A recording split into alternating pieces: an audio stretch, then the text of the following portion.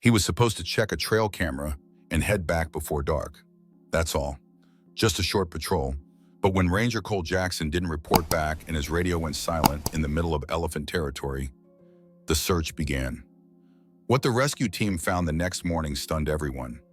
Not because of what was missing, but because of what was there. A herd of massive elephants surrounded his unconscious body. And what happened in those hours before help arrived changed everything scientists thought they knew about wild instincts. Before we begin, don't forget to subscribe to the channel, hit like, and turn on notifications. We bring you real stories of wilderness, compassion, and unexplainable bonds every week. Ranger Cole Jackson was known for his steady hands and keen instincts along Trail 17. Every morning before dawn, he'd set out alone on his routine patrol through the rugged backcountry of the Serengeti National Park. That morning, like many before it, Cole's plan was simple: check the trail cameras, ensure the roads were safe, and return before the light faded. But as the sun struggled to break through the dense canopy, fate had other plans. Cole's Jeep rumbled quietly along a narrow winding road. The cold air bit at his cheeks as he pulled off at a makeshift trailhead. He grabbed his pack, the radio still softly humming with a distant, static signal, and began his track. The savannah was cloaked in an eerie silence. Only the occasional rustle of wind through the acacias disturbed the stillness. It was then, on a particularly desolate stretch of the trail, that everything changed. Without warning, Cole's boots slipped on a thin layer of mud. One moment he was steady, the next he was tumbling down a slope, colliding with low-hanging branches and rough, rocky ground. His cry was swallowed by the howling wind. When he finally came to rest, he lay sprawled on a bed of dry grass and loose gravel. Pain flared in his shoulder and head, and his radio, once a constant companion, now lay silent beside him. Unconscious, he was oblivious to the world around him. Hours passed in an agonizing void until the first light of dawn filtered through the trees. When a search party finally arrived, led by fellow officer Dana Miller, they found Cole lying prone at the edge of Trail 17. His uniform was torn and his face was pale, as if drained of every color. More shockingly, a large circle of elephants had gathered silently around him. There was an almost surreal quality to the scene. The elephants were massive and imposing, dark, powerful creatures with eyes that seemed to hold the raw history of the savannah.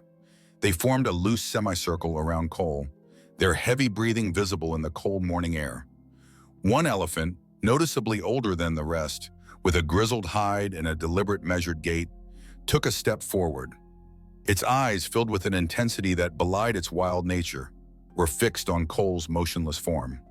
Officer Miller, who had arrived with trembling hands, dared not move. He recalled his training, yet nothing prepared him for the sight of these wild beings calmly surrounding a fallen comrade. The older elephant shifted its weight and let out a low rumble, a sound that resonated deep in the silence of the savannah. The younger elephants, likely curious calves from the group, edged a little closer, their movements tentative and cautious. In that still moment, the natural world and human fragility collided. No one knew how long the elephants had been there. The search party speculated they might have been drawn by the scent of blood or by some ancient instinct to protect the fallen. The savannah itself seemed to hold its breath as the elephants maintained their vigil. Even though Cole lay unconscious, the elephants' behavior was not aggressive. They did not try to attack. Instead, they appeared to guard him, almost as if they were keeping him safe. Officer Miller, his voice barely above a whisper, said, "They're not attacking, they're protecting him." The words echoed softly under the heavy boughs of the acacias, and in that moment, the entire search party felt a profound mix of awe, and fear, and gratitude. As the morning light grew stronger, the elephants slowly dispersed back into the woods, leaving behind a silent promise that the wild, in its mysterious ways, might sometimes care for its own. When Cole finally stirred, his eyes fluttering open to a world that seemed both harsher and yet filled with a strange compassion, he could barely remember what had happened. The search party gently carried him to safety, unaware that this inexplicable encounter was only the beginning of a story that would challenge everything they thought they knew about the bond between humans and the wild. The morning after Cole was rescued, Ranger Dana Miller sat alone at the observation post, staring at the security feed from Trail 17. Her hands trembled slightly, not from cold, but from memory. What she had witnessed the day before hadn't just unsettled her, it had changed her. There had been at least 5 elephants, 4 juveniles, 1 older. None had attacked, none had shown signs of fear either. They had circled Cole's unconscious body like sentinels, remaining even as humans approached. It made no sense. Not by the book, not by science, not by anything she had learned over 10 years in the field. Meanwhile, back at the ranger station, Cole Jackson was awake, bruised, battered, stitched along his right shoulder, but alive. He sat in a cot beneath a humming, fluorescent light, staring at his hands. He couldn't remember the moment he fell. He vaguely remembered cold darkness. Then something warm, not a sound, but a presence, large breathing. He tried to tell himself it was a dream, but Dana's voice in the doorway said otherwise. "You were surrounded. They didn't leave you." Cole blinked. "What, elephants?" "Yes, elephants. They formed a ring around you until we arrived. They didn't try to harm you. One even stood between us and your body when we got there." He stared at her, waiting for a smirk, a punchline. None came. She placed a small drive on the table beside him. Trail cam caught part of it. By that afternoon, the video had made its way through every ranger's inbox and up the chain to the Wildlife Authority. The footage was grainy, but clear. A massive elephant stepping from the trees, sniffing the air, then standing guard beside Cole's body. 2 calves wandered nearby, then stopped, calm, alert. The older elephant shifted position as Dana's flashlight came into frame. That moment, just before the calves retreated, was burned into every viewer's mind. The elephant looked straight into the camera, not panicked, not threatened, but purposeful. News didn't stay quiet for long. Within 48 hours, the story had leaked to a local outdoor blog, then a wildlife page, then national media picked it up with headlines like, "Elephants Guard Ranger in Montana Wilderness," "Miracle on Trail 17," "Elephants are Guardians." Reporters called it incredible. Experts called it inconclusive. But to the people in that savannah, the ones who saw it, it wasn't just a story, it was something else. That night, as Cole tried to sleep, flashes came back. Short, fractured memories, the warmth of the wind against his side, the sound of soft rumbles near his ear, the pressure of something massive settling beside him, blocking the wind, and then a low, deep breath. Not like a trumpet, more like a sigh. He sat up suddenly, heart racing. This wasn't just rescue, it was intention. Cole wasn't supposed to return to Trail 17. He was still on leave. His shoulder hadn't fully healed. The Wildlife Authority had asked him to give a statement, undergo psychological evaluation, and refrain from unnecessary exposure to high-risk zones. But the pull was stronger than protocol. It wasn't curiosity, it wasn't ego, it was unfinished. So early one morning, 3 weeks after the fall, he packed a light bag, checked out a cruiser without signing the log, and made the drive alone. The savannah was the same, hot, vast, unknowable. But now it felt different. Not dangerous, not safe, just awake. Every blade of grass seemed to lean closer. Every gust of wind whispered memory. He hiked to the same bend where his boot had slipped. The slope was still steep, covered in patches of mud. A new wooden marker had been installed there. Caution, unstable trail section, no access. He ignored it. He moved slowly, deliberately, and when he reached the spot where they'd found him, the hollow in the rock ledge, the crushed brush, he stopped. The clearing was quiet, no signs of disturbance, no blood, no footprints, but something else caught his eye. Just off to the right, carved into the soft bark of a baobab tree, were deep tusk marks. 3 long strokes, not made in panic, too clean, too deliberate. They weren't fresh, but they were recent. Cole stepped closer and placed his hand against them. They were the same size as the older elephant's tusks, and they were facing inward toward the clearing, like a signal, a claim, or maybe a warning. He turned to leave and froze. At the ridge above the clearing, no more than 50 yards up the slope, a shape stood motionless. A young elephant, smaller than the adult from before. Lighter hide, eyes wide, watching, not moving, just standing there, staring at him. Cole's breath caught, not from fear, from recognition. This was one of the calves, older now, but unmistakable.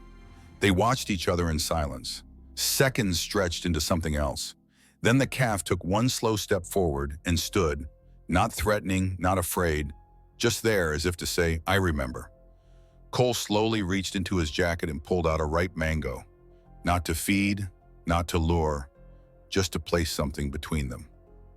He knelt, set it down on a flat rock, and backed away. The calf didn't move. Not yet, but his head tilted. His breath puffed in the cool air.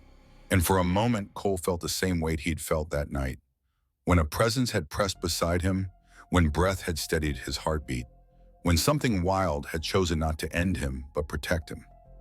He left the clearing quietly, didn't speak, didn't look back. But in his chest, something had shifted. The elephants hadn't just stayed that day to watch. They had made a decision, and now they were waiting to see what he would do with it. The next time Cole returned, he brought something with him. Not food, not tools, something older than both. A leather pouch, faded, scratched, tied at the top with a single strip of sinew.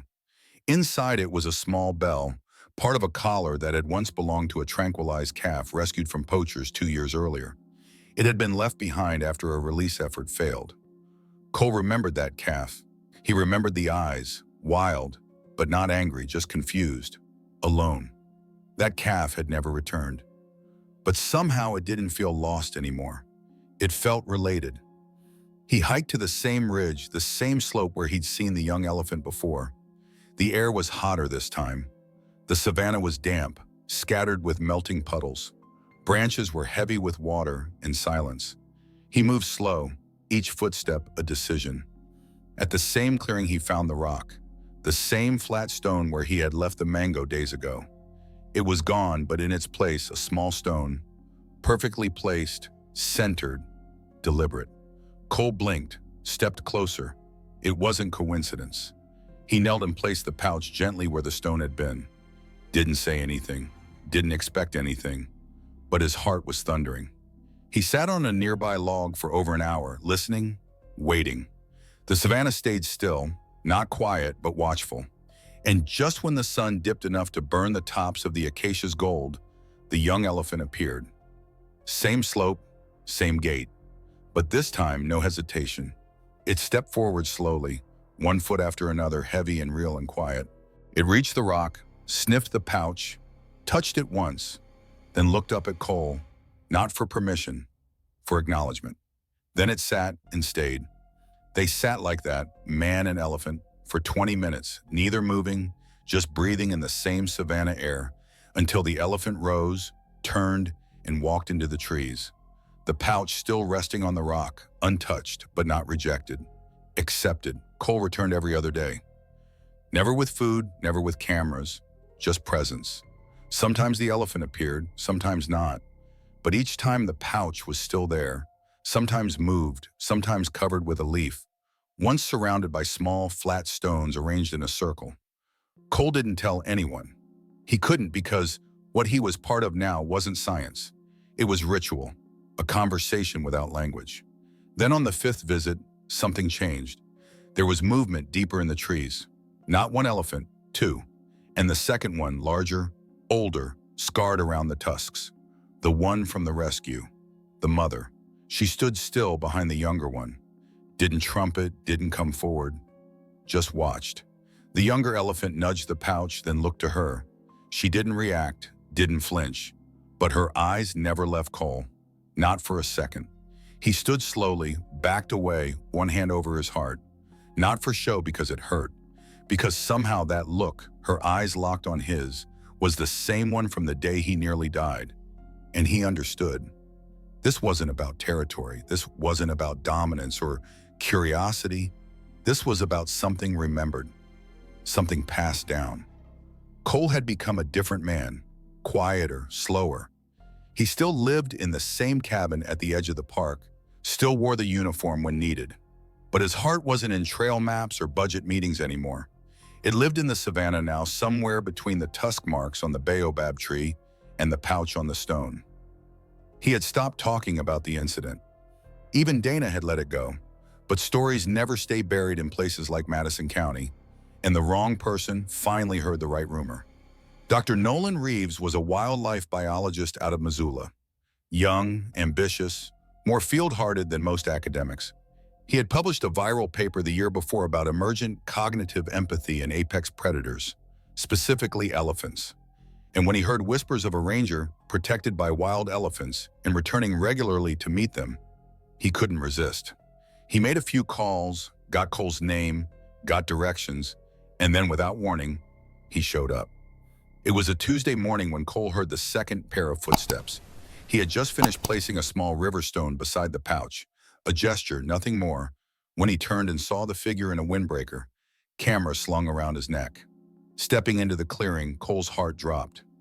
"You shouldn't be here," he said calmly. "I had to see it for myself," the man replied.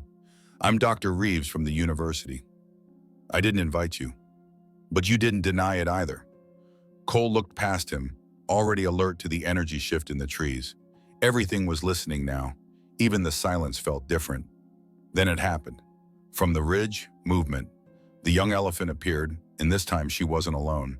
Behind her, the mother stepped into view. No aggression, no fear, just presence. Watching, assessing. Cole whispered, "Don't move. Don't take the photo." But Reeves had already raised the lens. Click! The elephants froze. The older one shifted slightly, positioning herself between the calf and the two men. The younger elephant let out a soft huff, a warning, not a threat. Cole stepped forward, put his body just slightly in front of Reeves. He spoke gently. "It's okay. We're not here to take, just to return." He knelt, touched the pouch, backed away again. The older elephant watched, and after a long, still moment, so did the younger one, and they disappeared into the trees. Reeves let out a breath like a man surfacing from deep water. "Jesus, that wasn't fear. That wasn't wild. That was a choice." Cole said, "I need to document this." "No," Cole said firmly. Reeves blinked. "This could change everything." Cole stared at him, something steel behind the softness. "Exactly."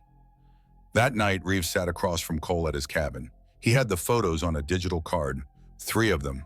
All perfect, all proof, but as the fire crackled, as the wind returned through the trees like breath, he hesitated. "You really think they remember?" Cole nodded. "I think they never forgot."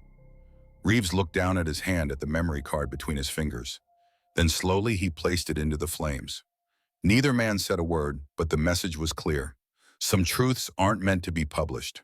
Some are meant to be protected. The first storm rolled in like a warning, low thunder over the mountains, the kind that doesn't shake windows. It settles in your ribs. Cole had seen the signs all week. The snowmelt was already heavy. The rivers were high. Trail 17 was flooding in places it hadn't in years. But what worried him wasn't the water. It was what lived near it. He grabbed his boots before the first strike of lightning cracked the horizon. He didn't bring a gun, didn't bring a radio, just instinct and a rope. By the time he reached the overlook above the old crossing near Miners Hollow, the rain was falling sideways. The creek that used to trickle softly through the rocks had become a violent, foaming river. And then just downstream he saw it, a flash of brown hide in the current, small, spinning. He knew immediately it was her, the young elephant, one of the calves. No longer small, but still too young to survive a flood like that. She wasn't fighting, she was flailing, terrified, exhausted, swept hard against a fallen log that jammed the water like a dam. Cole didn't think. He ran, slid down the embankment, mud clawing at his boots, lungs burning. When he reached the edge of the river, the current nearly pulled his legs out from under him. But he kept going, his hands gripped the rope. He wrapped one end around a pine, the other he looped around himself, and then he jumped. The cold hit like a punch to the chest. The current flipped him once, twice before he got traction. He kicked, swam, clawed his way toward the elephant, who was now barely above the surface. One foot clung to the log, her eyes wide, foam and rain streaking her hide. She didn't trumpet, didn't thrash, just watching him.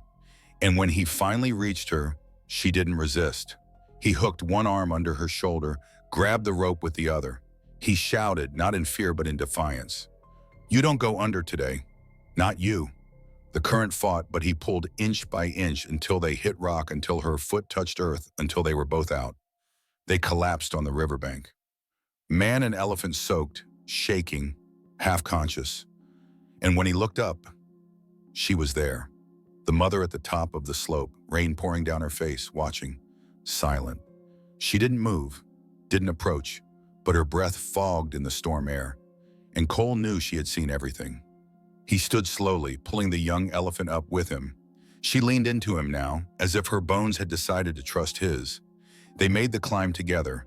By the time they reached level ground, the mother elephant had vanished, but her presence remained clear, deep, facing them.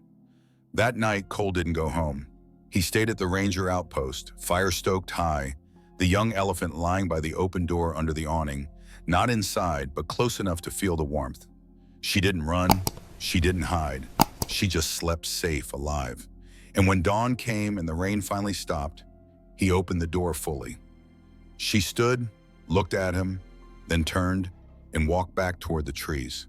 Stronger, free. Summer came late that year. The last snow melted by midday, and the trails reopened with a slow sigh. Cole walked them one final time, not as a ranger on duty, but as a man about to let go of the only world that ever made sense to him. He had submitted his resignation weeks before. No press, no party, just a signature and a quiet drop of keys on the outpost desk. People in town whispered. Something changed him. They said they weren't wrong, but they also weren't ready for the truth. Some things didn't belong in headlines. Some truths were meant to stay between the trees. He left the cabin on his last day with only a pack, a journal, and the old leather pouch that had never been touched, just moved. He didn't plan to stop at the clearing on Trail 17, but his feet did anyway. When he reached the stone where he had left the pouch all those months ago, something was different. It wasn't the trees, not the trail, not the breeze, it was what was waiting on the rock. A circle of river stones placed carefully side by side, wind of them, and in the middle a single stone perfectly placed, centered, deliberate. Next to it, something that didn't belong to the forest. His badge, not dropped, placed. He stepped back like he'd touched fire. The air was thick with something he couldn't explain. And then from the tree line, a shadow moved. She stepped out slowly. The mother elephant, older now, hide lightened near her face, alone, but calm. She didn't come closer, just stood watching. Cole didn't move, didn't breathe until finally he did the only thing that felt right. He knelt and whispered, "Thank you." The elephant blinked once, turned, and disappeared into the woods. He didn't take the badge back. He didn't disturb the stones. He just opened his journal and wrote, "The wild knew me better than most people ever did. I was never lost. I was never alone. I was surrounded, and I was chosen." That night, Cole drove away from Madison Pines. But he didn't leave empty. He carried something no one else would understand, something sacred, a moment, a bond, a life not rescued by protocol or luck, but by recognition. If this story moved you, if it reminded you that compassion lives in places we don't always expect, subscribe to the channel, leave a like, and share this with someone who believes in second chances. Because sometimes the wild doesn't just survive,